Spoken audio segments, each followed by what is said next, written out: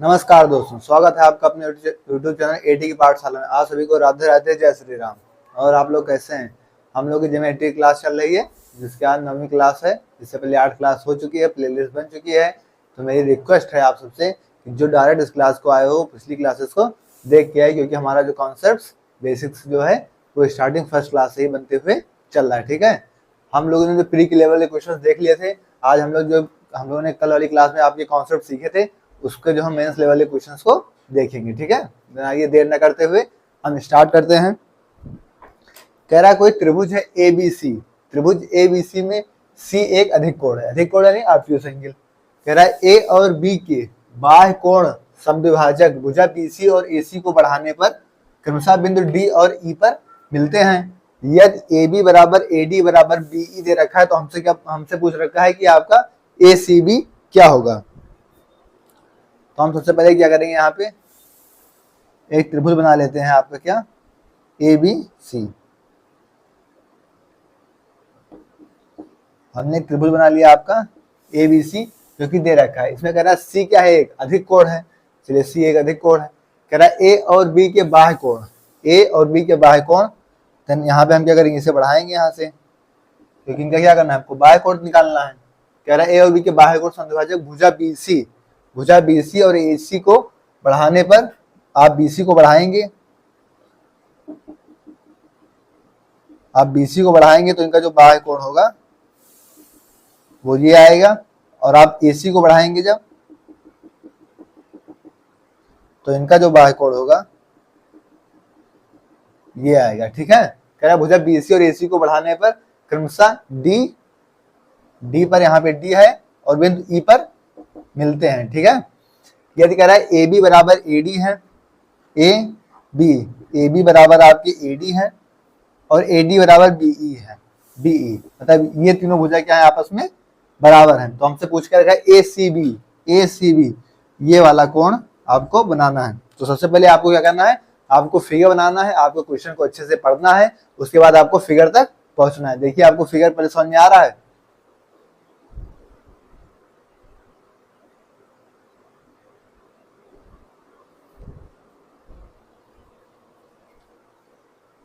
ठीक है, अब आइए, अब हम देखते हैं ये क्या है। इसका बाह्य समद्विभाजक है, ये भी इसका बाह्य समद्विभाजक है। मतलब इसको जो भी काटेगा कि दो बराबर भागों में डिवाइड करेगा। हमको निकालना है ये वाला एंगल हमको निकालना है।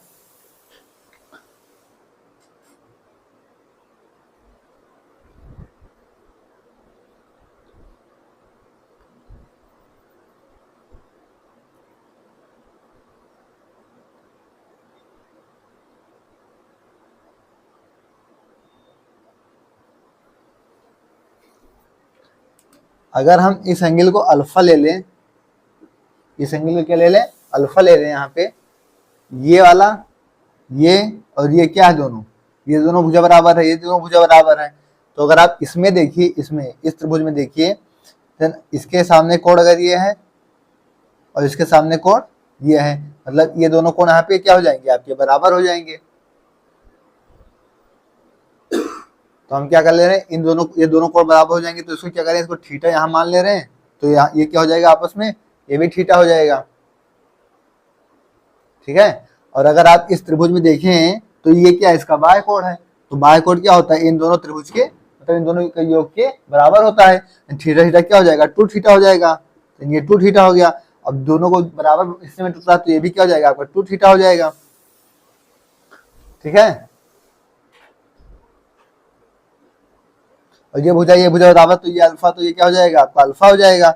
और अगर आप इसमें देखेंगे ABE में, ये अल्फा, ये इसका क्या है, बाह्य कोण है। तो बाह्य कोण से क्या हो जाएगा, आपका 2 अल्फा, और यहाँ पे क्या हो जाएगा, दोनों को बराबर भागों में डिवाइड कर रहा है, तो 2 अल्फा और 2 अल्फा हो जाएगा। अब यहाँ पे आप देखिए 2 2 4 1 5 अल्फा इधर हो गया। और अगर आप इधर स्ट्रेट लाइन पे आपको क्या पता है कि क्या बनता है, यहाँ पे इस लाइन का 180 डिग्री का बनता है। तो ये यहाँ पे पूरा कितना बनेगा, 180, और यहाँ पे पूरा कितना बन जाएगा, आपका 180।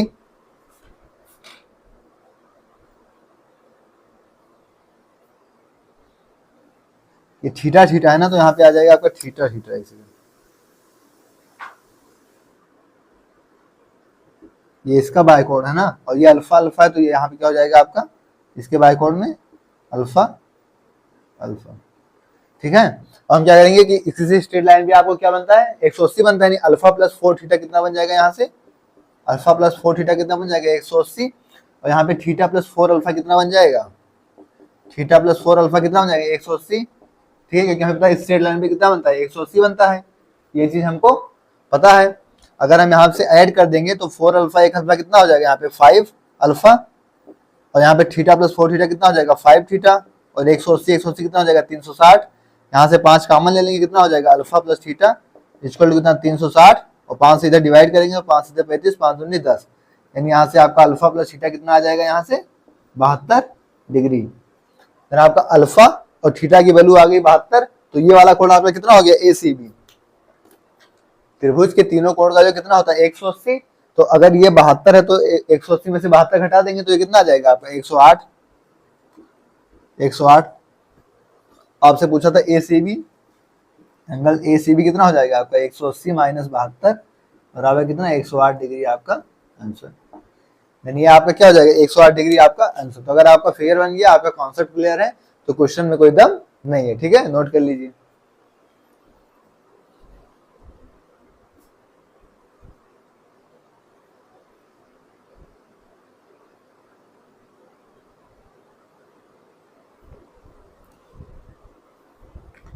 कह रहा है कोई त्रिभुज है PQR जिसमें P दे रखा है 120, PS लंब है किस पे QR पे, और PQ प्लस QS बराबर क्या है SR।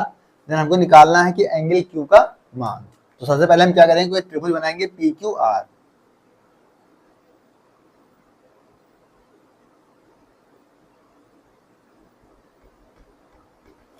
PQR ठीक, कह रहा है PS लंब है QR पे, तो P से S कोई लंब है यहाँ पे किस पे, ठीक है QR पे। ठीक है, और कह रहा है PQ प्लस QS बराबर दे रखा है SR। यानी अगर हम ये मान लें, इसे A मान लें, इसे B मान लें, देन SR आपका कितना हो जाएगा यहाँ से A प्लस B। ठीक है, अगर ये A है ये B है तो इतनी डिफरेंस इन दोनों के उसके बराबर है, तो ये कितना हो जाएगी आपकी A plus B। Angle P आपको दे रखा है 120 डिग्री, ये कितना दे रखा है आपको 120 डिग्री।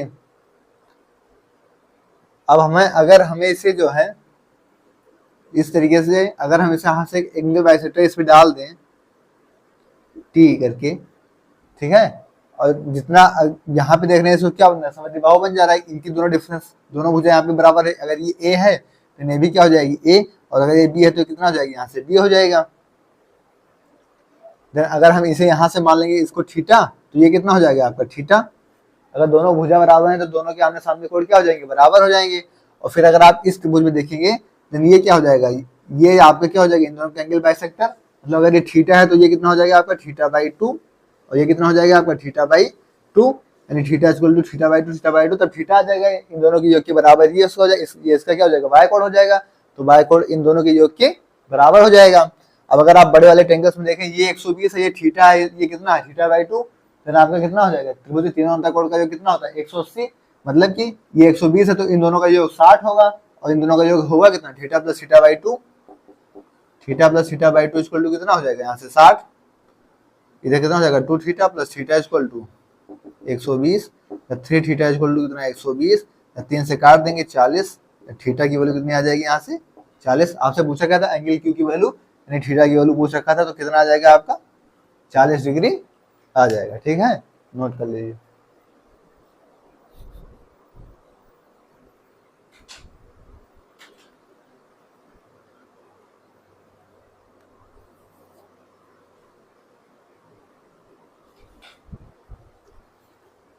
आइए नेक्स्ट क्वेश्चन आपके लिए, नेक्स्ट क्वेश्चन है।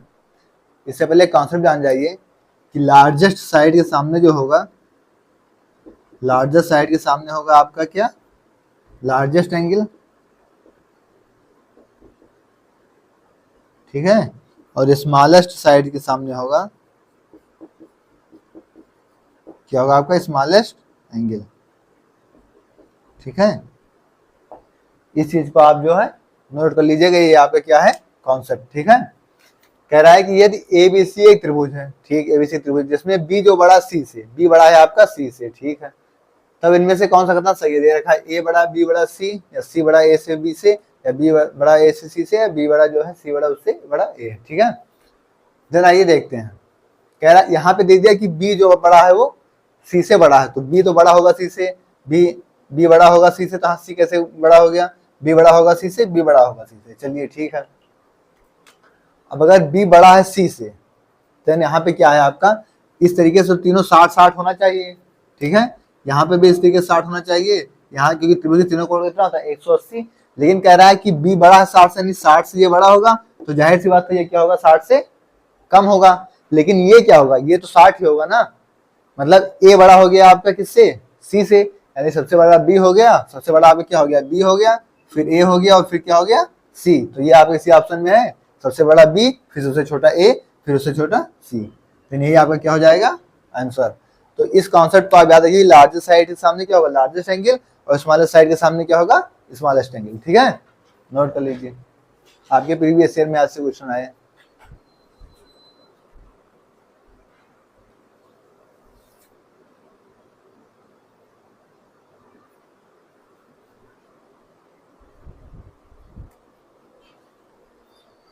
आइए अब नेक्स्ट कॉन्सेप्ट देख लेते हैं कि आपकी इनइक्वालिटी देख लेते हैं ट्रायंगल्स की, ठीक है।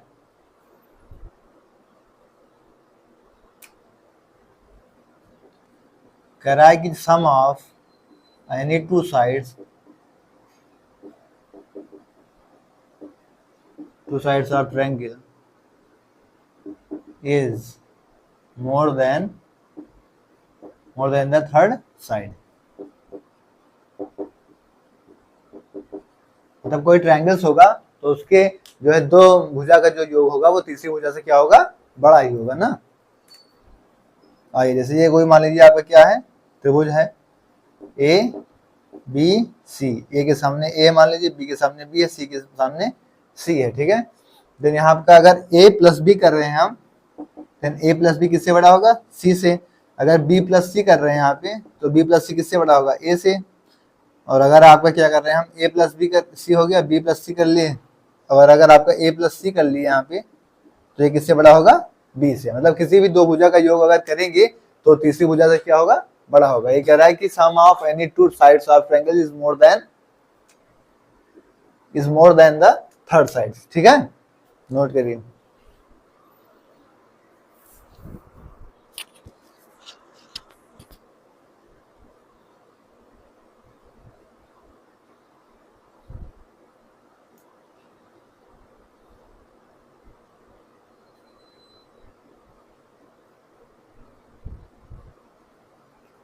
और यहाँ से अगर आप एक चीज और देखें कि अगर b को हम इधर करें तो यहाँ से c माइनस क्या हो जाएगा a, और यहाँ से अगर b को इधर करें तो क्या हो जाएगा a माइनस सी, मतलब b जो है अगर दो साइड का डिफरेंस लेंगे तो तीसरी साइड से क्या होगा छोटा होगा, ठीक है, नोट कर लीजिए।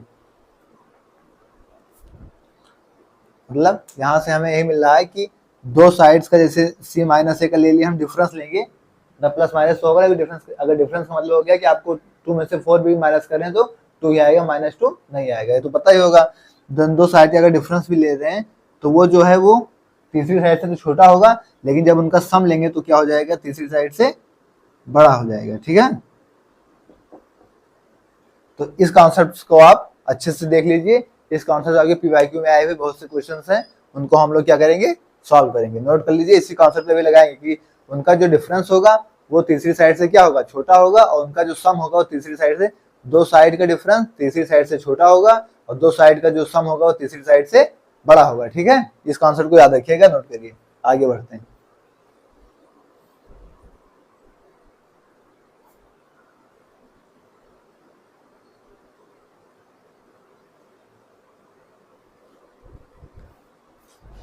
अब देखिए आपके सीधा कॉन्सेप्ट सवाल जो हमने देखा था कि दो साइड्स का जो है जो डिफरेंस होगा वो तीसरी भुजा उससे बड़ी होगी और जो दो साइड्स का सम होगा तीसरी भुजा उससे छोटी होगी, सेम उसी कॉन्सेप्ट पे है। कह रहा है त्रिभुज की तीन भुजाएं की लंबाई 30, 42 और x दे रखी है, तो त्रिभुज की जो है पॉसिबिलिटीज क्या हो सकती है, ठीक है। तो हम क्या करेंगे इन दोनों का जो सम ले लेंगे, इन दोनों का डिफरेंस ले लेंगे, तो 30 और 42 का डिफरेंस कितना हो जाएगा 12, x जो होगा वो क्या होगा 12 से बड़ा होगा, और इन दोनों का सम कितना है 72, इससे क्या होगा छोटा होगा। तो ये आपको क्या हो गया एक लाइन का 1 सेकंड का आंसर आप देखेंगे और तुरंत टिक मार के आगे बढ़ जाएंगे अगर आपका कॉन्सेप्ट क्लियर है। ठीक है, नोट कर लीजिए।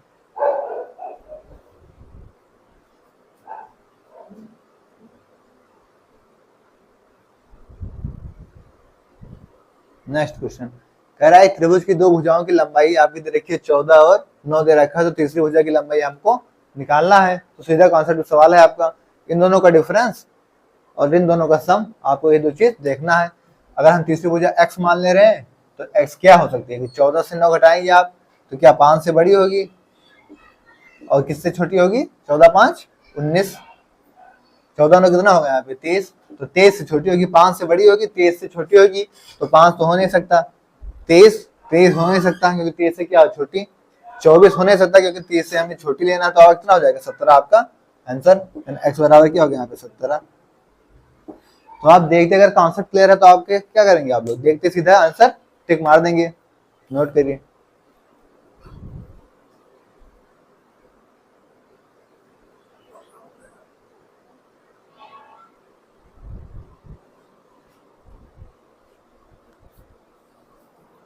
नेक्स्ट क्वेश्चन कह रहा है त्रिभुज PQR में S PQ रेखाखंड पर एक बिंदु, त्रिभुज कोई PQR है, S जो है PQ रेखाखंड पर क्या है कोई बिंदु है। कह रहा है PR 8 दे रखा है, PR 8 दे रखा है, PS 3 दे रखा है, PS 3 दे रखा है और QR 15 दे रखा है। तो हमसे SQ की लंबाई निकालनी है, हमको ये निकालना है। ठीक है, हमको ये चीज क्या करना है फाइंड करना है। तो हम किसी त्रिभुज के पहले तो इसकी पॉसिबिलिटीज देख लेते हैं कि इसमें जो है कैसे क्या बन सकती है। तो ये वाली पूरी भुजा हम देखते हैं कि ये वाली पूरी भुजा क्या हो सकती है। ठीक है, तो 15 से 8 जाएगा कितना हो जाएगा 7, 7 से तो बड़ी होगी अगर हम x ले लें तो, और 15 8 23, मतलब 23 से क्या हो जाएगी छोटी। त्रिभुज बनने के लिए क्या चाहिए हमें, इस भुजा को क्या चाहिए कि ये 7 से बड़ी हो और क्या हो 23 से छोटी हो। ठीक है, 23 से छोटी मतलब x की जो मैक्सिमम वैल्यू हो सकती है वो मैक्सिमम वैल्यू कितनी हो सकती है यहाँ पे 22, और 22 में भी यहाँ पे 3 दे रखा है तो ये कितना हो सकता है 19। ठीक है, यहाँ पे तो कुछ है नहीं, मतलब 24 तो हो नहीं सकता, आपकी जाहिर सी बात है। ठीक है, क्योंकि x की यहाँ पे हम 22 ले सकते हैं, 22 में कितना यहाँ कितना ले सकते हैं 19, तो 20 भी हो नहीं सकता।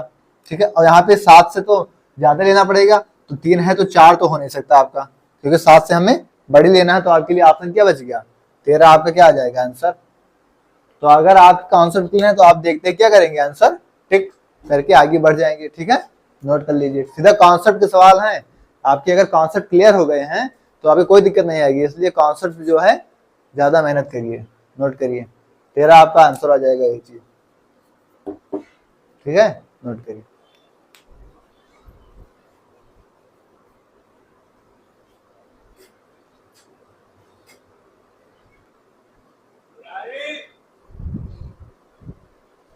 नेक्स्ट क्वेश्चन कह रहा है यदि किसी त्रिभुज की दो भुजाएं दे रखी हैं आपको 876 सेंटीमीटर तथा 678 सेंटीमीटर की हैं, और तीसरी भुजा जो है एक पूर्ण संख्या दे रखी है, तो कह रहा है कि विभिन्न त्रिभुजों की संभावित संख्या क्या हो सकती है। और यहाँ पे आपको पॉसिबिलिटीज बतानी है कि ट्रायंगल्स की पॉसिबिलिटीज क्या हो सकती हैं, कितनी हो सकती हैं। तो हम इसमें से एक कॉन्सेप्ट होता है कि हम 2 से मल्टीप्लाई करते हैं, जो सबसे छोटी संख्या होती है उसमें 2 से मल्टीप्लाई करके क्या करते हैं एक को माइनस कर देते हैं। ठीक है, तो इस कॉन्सेप्ट को आप याद रखिएगा, इस कॉन्सेप्ट को याद रखिएगा कि 2 गुणे सबसे छोटी संख्या, मतलब जो संख्या दी रहेगी, क्योंकि तीसरी संख्या तो हमें पता नहीं है। जैसे यहाँ 876 और 678 ये 2 संख्या दे रखी है, तो जो 2 संख्या दी गई होगी उसी में से हम देखेंगे। जैसे यहाँ पे आपकी 678 है, तो जो 2 संख्या आपको तीसरी पूछ ही रही होगी पॉसिबिलिटीज उसकी, तो पॉसिबिलिटी निकालने के लिए हम क्या करेंगे, जो सबसे छोटी संख्या होगी उन दोनों में जो दोनों संख्या दी गई होगी उसमें 2 से मल्टीप्लाई करके 1 माइनस कर देंगे। ठीक है, तो उतनी पॉसिबिलिटीज आपकी आ जाएंगी। अब जैसे यहाँ पे हम क्या कह रहे हैं किसी त्रिभुज की 2 भुजाएं 876 और 678 है, तो जो 2 भुजाएं दे रखी है इन्हीं में से हमें क्या करना है छोटी वाली लेनी है। तो 2 गुणे 678 और माइनस 1, तो 8 दूनी 16 6 हासिल आए 1, 7 दूनी 14 15 5 हासिल आए 1, 6 दूनी 12 1 13, 1356 माइनस 1 कितना हो गया आपका 1355। तो आपकी पॉसिबिलिटीज त्रिभुज की कितनी आ गई 1355। तो ये कॉन्सेप्ट है, अगर आपको पॉसिबिलिटीज पूछी जा रही है तो जो 2 भुजाएं दी जा रहे हैं उसमें से जो छोटी संख्या हो उसमें 2 से मल्टीप्लाई करके एक माइनस कर देना है, ठीक है। तो इस कॉन्सेप्ट को याद रखिएगा, नोट कर लीजिए।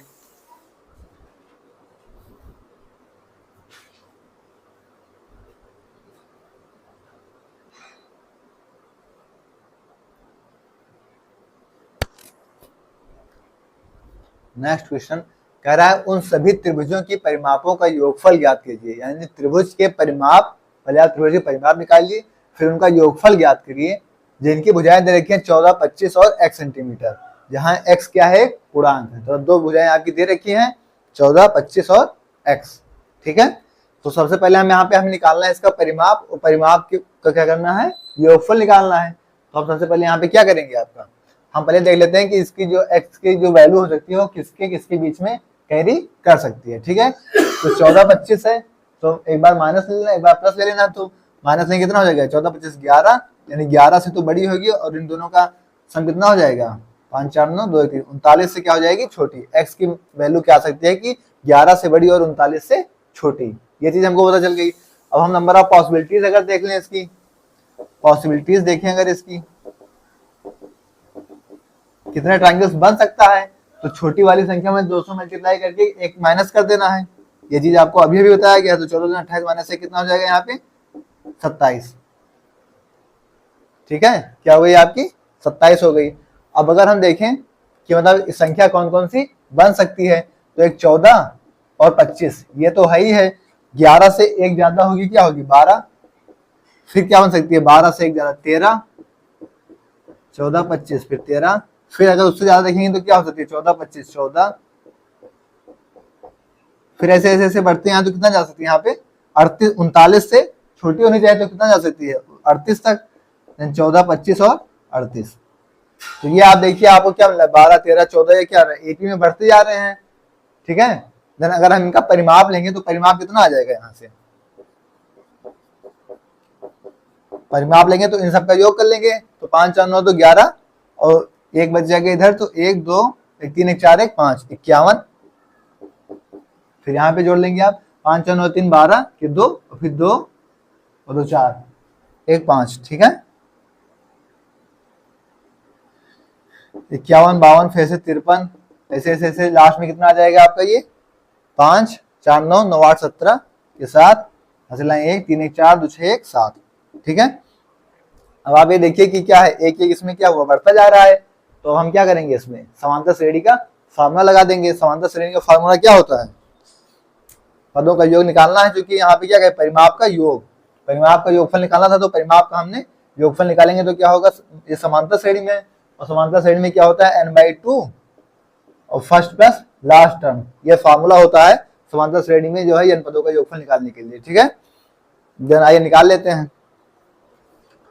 हमें जो है पॉसिबिलिटीज इस यहाँ पे n की वैल्यू कितनी है, 27, 27/2, और फर्स्ट प्लस लास्ट टर्म को ऐड करना है 51, और 77 को ऐड करेंगे कितना हो जाएगा यहाँ पे, 7, 1, 8 और 7, 5, 12, 128, और 128 को काट देंगे कितना हो जाएगा आपका, 2, 6, 12, 2, 4, 8, 27 गुणे कितना हो जाएगा यहाँ पे, 64, 27 गुणे कितना हो जाएगा यहाँ पे, 64, ठीक है। यहाँ 9, 13, 27 है, और ये कितना हो जाएगा यहाँ से, 8, 8, 64।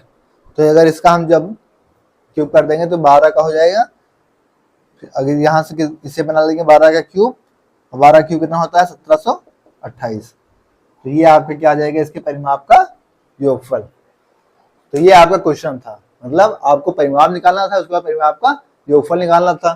तो हमने सबसे पहले तो x की वैल्यू देखी कि किसके जो है x की वैल्यू कहाँ से कहाँ तक कैरी हो सकती है। फिर हमने क्या देखा कि उसका जो है कितने पॉसिबिलिटीज हो सकते हैं उसके ट्रायंगल्स बनने की, जो 2 गुणे छोटी वाली साइड -1 से हमने 27 तक निकाल लिया। इसके बाद हमने परिमाप देखा कि इसका जो भुजाएं कौन कौन से, जैसे 14, 25 तो दे ही रखा था कि हमारा 12, 13, 14 से बढ़ के कहाँ तक, 39 से 11 से बड़ी और 39 से कम जाना था।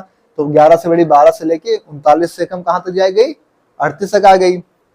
इस चीज को हमने देख लिया। फिर हमने परिमाप जो है उसे इन सबको ऐड कर लिया। फिर हमने देखा कि आपका क्या है, एपी बन रही है 51, 52, 53 करके ऐसे बढ़ती जा रही है, तो समांतर श्रेणी में जा रही है, और पदों का योगफल निकालना था। समांतर श्रेणी में पदों का योगफल होता है n/2 first term plus last term, यानी a प्लस l हो गया। तो n/2 n आपका कितना था, 27, और 27 के बाद फर्स्ट और लास्ट टर्म कितना था, 51 और 77। तो हमने इन दोनों को ऐड कर दिया, तो 51 77 को ऐड किया तो आ गया 128, फिर 2 से काट दिया 64, और 27 गुणे 64, इसको हम देखा कि 12 क्यों बनता है, 12 क्यों बनता है 1728, इसको मल्टीप्लाई कर लीजिए, आपको कितना आ जाएगा 1728। तो ये आपके क्वेश्चन था, नोट करिए।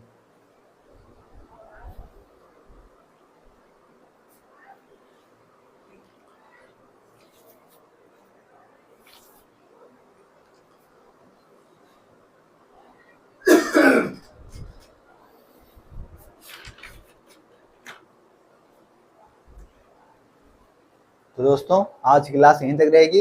इसके आगे हमें जो कॉन्सेप्ट बताने हैं उसको कॉन्सेप्ट हम नेक्स्ट क्लास में कल बताएंगे, और नेक्स्ट क्लास में उसका कॉन्सेप्ट बताएंगे और उसके आगे क्वेश्चंस को सॉल्व कराएंगे। अगर आप जो है अच्छे से कॉन्सेप्ट को समझिए और रिवीजन करते रहिए, प्लेलिस्ट बन चुकी है, सारे क्लासेस को देखिए, उसके बाद जो है आपका कोई भी क्वेश्चन, अब कुछ इसमें से मेंस के क्वेश्चन थे, सारे जो मैंने कराया था 2-3 क्वेश्चन, वो सारे मेंस के आपके थे और सब आपके पीवाईक्यू के ही क्वेश्चन हैं। तो आप लोग अच्छे से ईमानदारी से पूरी क्लास करिए, अच्छे से पढ़िए, अच्छे से रिवीजन करिए, आपका सिलेक्शन जरूर होगा, ठीक है, क्योंकि हम जो है मिलकर इसीलिए मेहनत कर रहे हैं। क्लास आपको कैसी लगी कमेंट बॉक्स में जरूर बताइएगा और अपने दोस्तों के साथ शेयर जरूर कर दीजिएगा, ठीक है। ओके, थैंक्स, जय श्री राम।